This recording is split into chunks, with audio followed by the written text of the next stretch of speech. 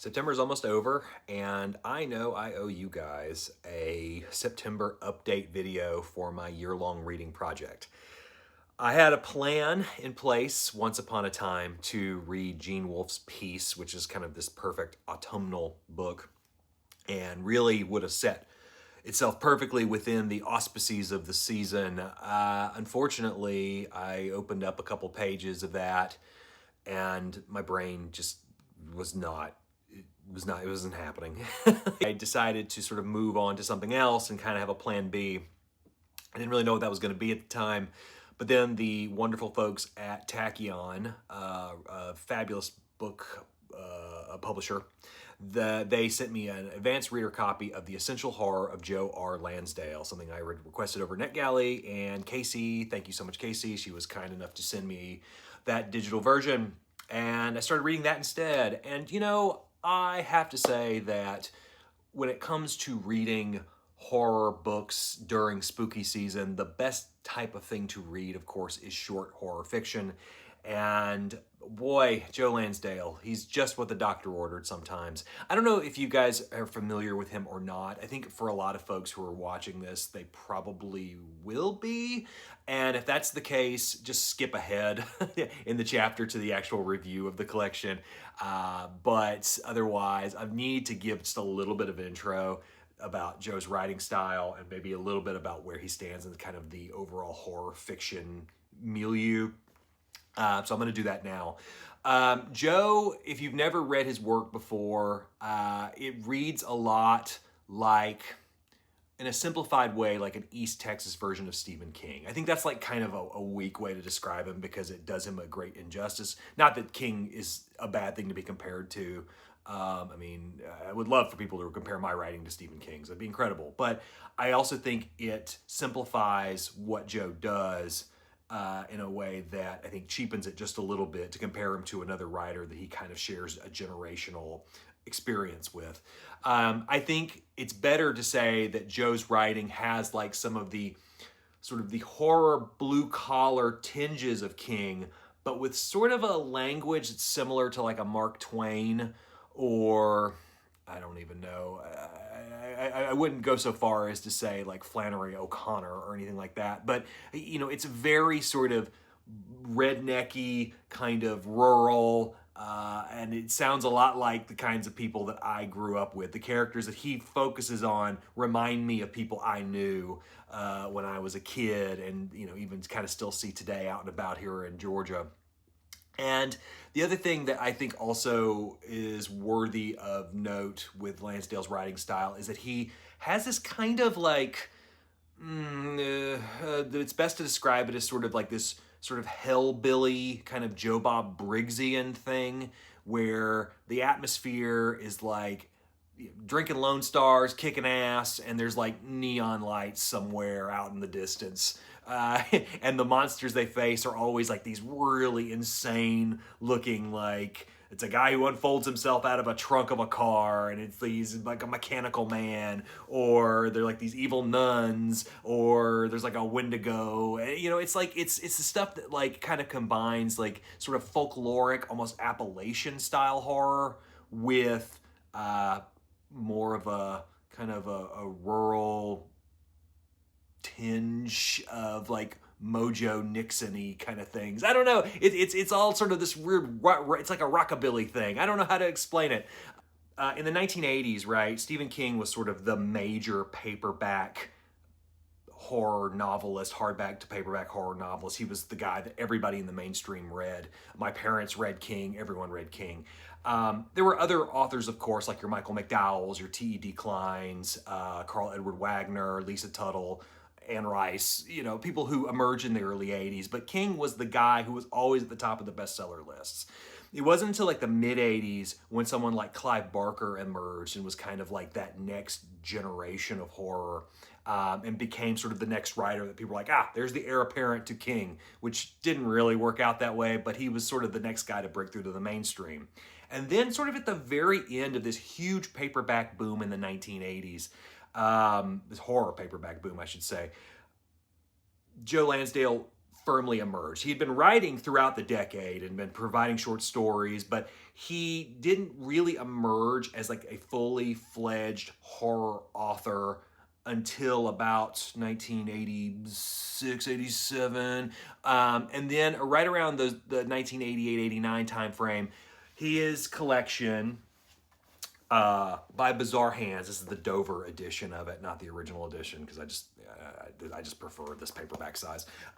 This came out, and this was sort of like the next big horror short story collection that a lot of people really kind of glommed onto, and kind of felt like this is it. This is the next thing after Books of Blood by Bizarre Hands. He's gonna be huge. And then the horror boom died. It just like, as all cycles go away, horror as like an ongoing thing began to sort of vanish in the background as more of a specialty interest. Whereas people started kind of zooming into like fantasy. When the fantasy boom came in, it sort of replaced the horror boom, and that became the new sort of thing that people glommed onto. And with it, Joe kind of swapped out from writing things like By Bizarre Hands and The Night Runners, another book I'd like to talk about at some point. He started to write crime books like Cold in July, which eventually became a film. And so he now is more of like a crime writer. He wrote Cold in July, then he wrote Savage Season, and he started writing all these Hap and Leonard books. And now he still writes horror in short form, which is why it's important to talk about this essential horror collection. But he's kind of focused more on crime in terms of like his novel and novella writing, and he's really prolific, man. Like, he's probably one of the most prolific authors in the industry right now, just constantly pumping stuff out left and right. And like, he's probably gonna have more short stories as soon as I'm finished with this video, and there's gonna be another collection that Subterranean Press is gonna offer that I'm probably gonna have to go buy at some point. He is just a workhorse, even more so than King, I think. And I think that's really fascinating, and it's cool to see a guy who, I simplify it by saying he's a crime writer, but he always kind of brings in these sort of tinges of science fiction and a little bit of dark fantasy and a little bit of horror at any point in time. And I think that really speaks to like sort of the cross-genre pollination of his work. I think one time I asked, like, where should I shelve my Lansdale books? Because I shelve everything by genre. And Joe himself told me on Facebook, just make a Lansdale shelf. Don't worry about it. And I heeded that advice for sure. So let's talk about this essential horror of Joe Lansdale. This is sort of the follow-up to Tachyon's previous, sorry, I'm digging down here below, previous collection, Things Get Ugly, the best crime stories of Joe R. Lansdale. A very good collection that, there's a lot of these shorts that have shown up in other previous Lansdale collections. Like, man, we are like probably in like our fourth or fifth Lansdale compilation of short stories. For example, I've got High Cotton, Selected Stories of Joe R. Lansdale. That was one of the early Golden Griffin books. And then that was supplemented by Bumper Crop. So this was sort of like the two new reader introductory Joe Lansdale things that people could read. And then later on, Tachyon put out The Best of Joe R. Lansdale, which became the new go-to after that, and sort of compiled the better stuff out of those two books into this, along with a couple of other things. And that was the go-to. And then, of course, we've got our Things Get Ugly collection, Best Crime Stories.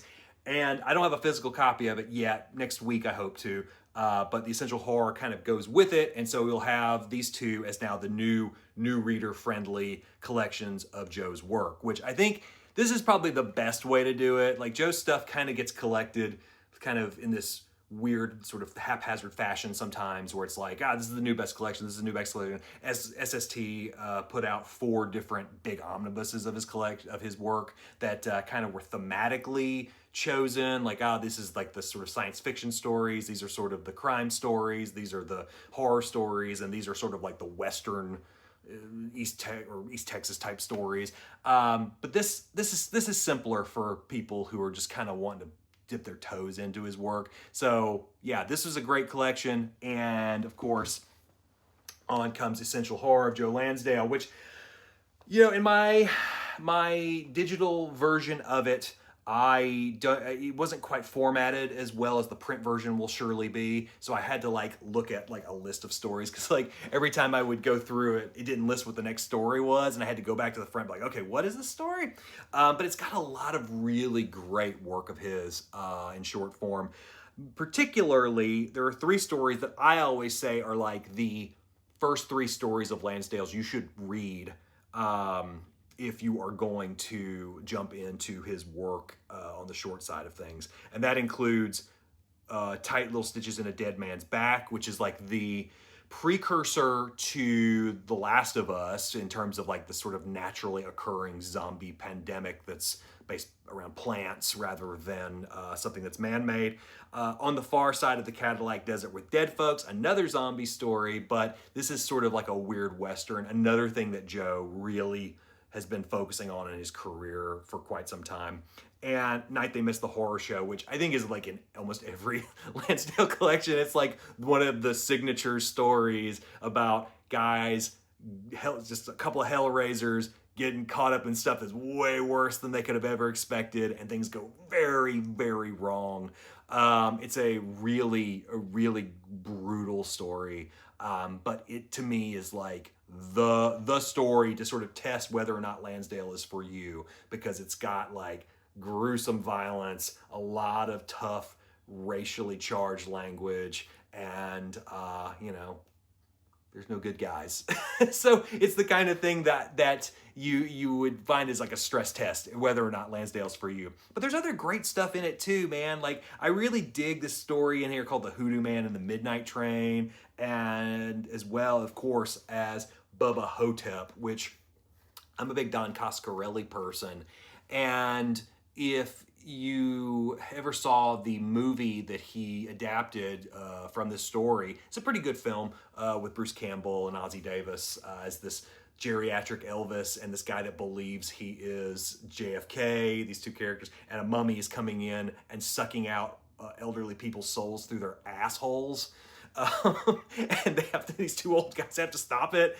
It's a really fun story, and in reading it in its original form for the first time, which this was the first time I had ever sat down to read it, I really found like new elements to enjoy, and it made me want to revisit the movie regardless of my huge fandom of Phantasm, which is like my favorite horror franchise ever. I was talking about the Night Runners too. And there's two stories in this collection that tie in very specifically to that novel. So there's The God of the Razor, which is one of Lansdale's like early sort of supernatural characters that he returned to a number of times. The idea is that he's sort of this avatar of murder that is transferred through, someone gets struck by this razor and they end up becoming, possessed by him, and they become like these murderous, horrible people. There's all this implication that it's tied to like Jack the Ripper, and Lansdale has like built out this mythos for some time. And this was sort of his first appearance of this character, and then he was trying to sell a full novel that this character was driving, which is, of course, The Night Runners, and a book that I also read this month over the past couple weeks and really enjoyed.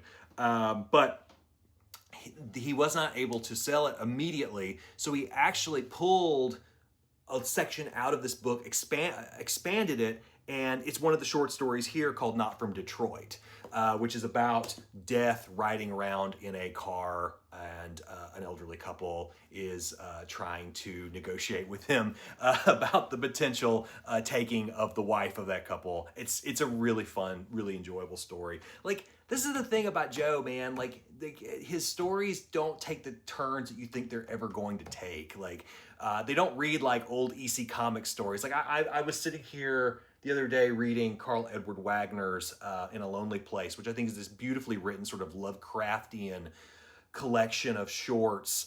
And but as I was reading it, I was finding myself a little dissatisfied because the endings all kind of felt like this, I don't know, sort of like Tales from the Crypt style, like O. Henry, almost twist endings, or like they all had the same, like, well, it turns out he was an avatar of a dark cosmic god. with Lansdale, they never take the turn you think they're going to take. Even a story as dark as Not From Detroit has this like weirdly sweet ending that I think only Joe would ever think to write. And that to me really marks a special writer. And I feel like if you ever want to like read what I think is like a perfect October, well, in September in my case, but an October Halloween type read, I feel like this Essential Horror Collection is really the most important book that's coming out this month. Especially if you've never read any of Joe's horror work, if you really only know him from the Hap and Leonard crime series, or you only know him from books like Moon Lake or the Donut Legion, stuff that's probably at Barnes & Noble right now, you probably haven't had a chance to sit down and actually read any of his like cool, scary stuff. And this is like the way to get into it. I cannot recommend it more. And also like, there's just like fun things too. Like, you know, Joe's got this really neat, pull towards like heroic characters too in his horror fiction. What's fascinating to me is that there are plenty of stories here, like the aforementioned Hoodoo Man and the Midnight Train, and On the Far Side of the Cadillac Desert with Dead Folks, and a really cool story called The Hungry Snow, which is, of all of these stories that are listed here, and I can have like a full content table of contents in the comments. Of all the stories that are listed here, that story hasn't been reprinted yet.